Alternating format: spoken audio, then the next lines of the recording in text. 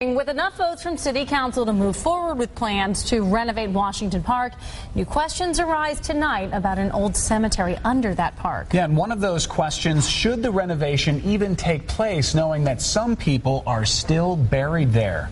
9 News reporter Janelle Walton is live with both sides of the issue. Janelle?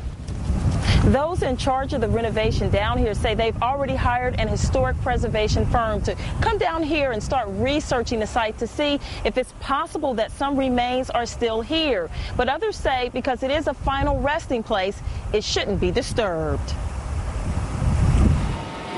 Plans to dig up parts of Washington Park for a new 450-car underground parking garage, a play area, and dog park could disturb the final resting place for some Cincinnatians. I feel that they shouldn't excavate because it's sacred ground for so many people. Cincinnati Historical Society Library says old documents state graves were moved to Spring Grove Cemetery in the mid-1800s after the city purchased the property. But there are no records indicating that all remains were removed. That concerns Yolanda Britton, who grew up in the area. I can see a lot of positives. It definitely needs a facelift, but there's that one factor. There may be bodies under this park. So, I mean, I won't want nobody disrupting my grave site. 3CDC and the Cincinnati Park Board are over the $47 million project. 3CDC released this statement saying, quote, the archaeological and historic preservation firm of Gray and Pape is in the process of researching the site's history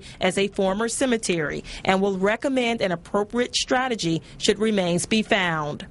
The vice mayor of Cincinnati says she trusts 3CDC will keep its word to handle any excavation with dignity. When development started there, the graves that were there were moved to Spring Grove Cemetery. But for whatever reason, a small section of graves remains are still there, and those have to be moved if we're going to redo the Washington Park. Britton says she wishes the park could get a new look without disturbing the past. You don't want to disrupt people's grave sites, but at the same time, you want to see the park, upgraded also.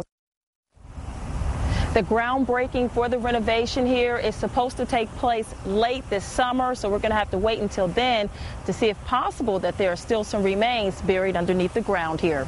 Brendan? Janelle Walton reporting live. Thanks. Police say